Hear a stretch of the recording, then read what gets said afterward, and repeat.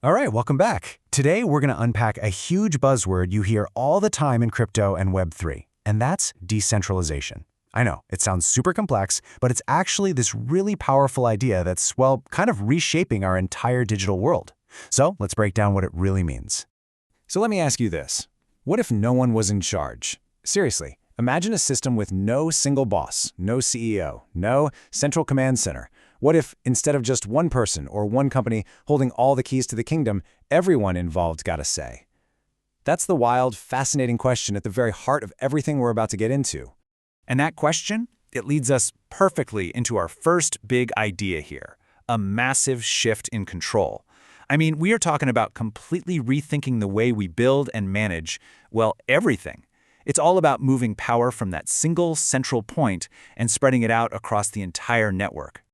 Okay, so let's put a pin in it and get a clear definition.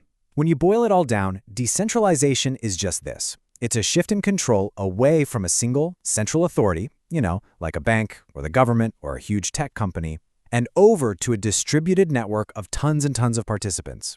It's really that simple, a move from one to many. And this slide just lays it out so perfectly, side by side. You've got two completely different models of control. Over on the left, that's the world most of us are used to, right? The centralized model. You have one single entity, a bank, a company, and they call all the shots. But then, look to the right. That's the decentralized world. Here, the power is shared. All the decisions, the control, the validation, it's all spread out across every single user on the network. The big takeaway? No single person can just wake up one day and change the rules on a whim. All right, I know what you're thinking. That all sounds great in theory, but how does this actually work? I mean, how in the world do you run a massive system like Bitcoin or Ethereum without some central server room somewhere? Well, let's pop the hood and take a look. Okay, so the secret sauce is getting rid of that single point of failure. You see, instead of having one giant kind of vulnerable server somewhere that holds all the information, a decentralized network is run by thousands of individual computers scattered all over the globe. We call these computers nodes, and they're all working together in sync to keep the whole system up and running. So here's how that plays out.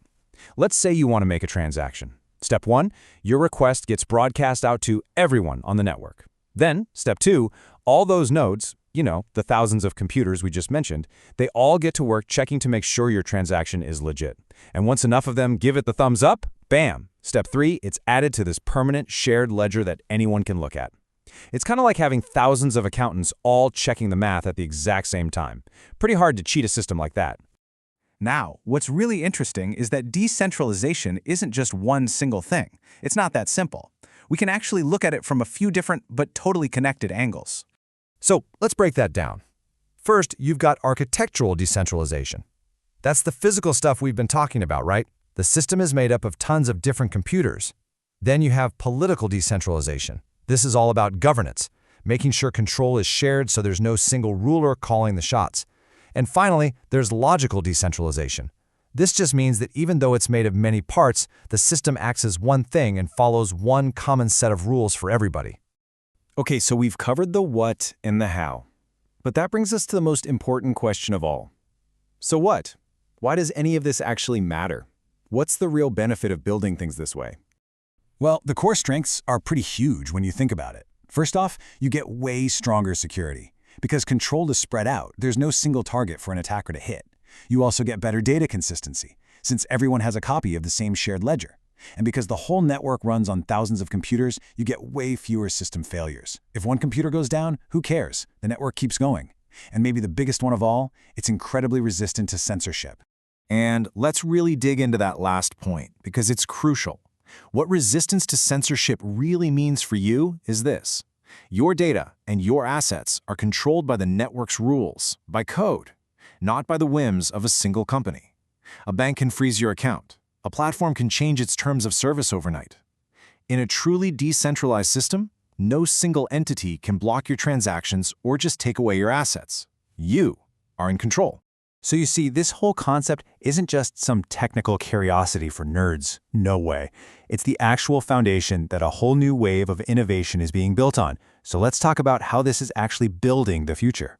I mean, this is the technology that's powering huge innovations you've probably heard of, like DeFi, which stands for decentralized finance. The whole idea there is to rebuild financial services, things like lending, borrowing, trading, but without the traditional banks in the middle.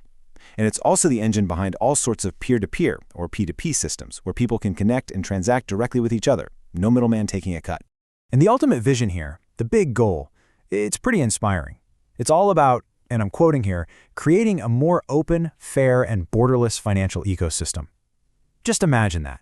A system where your access to financial tools isn't determined by where you live or how much money you have, but is open to literally anyone with an internet connection.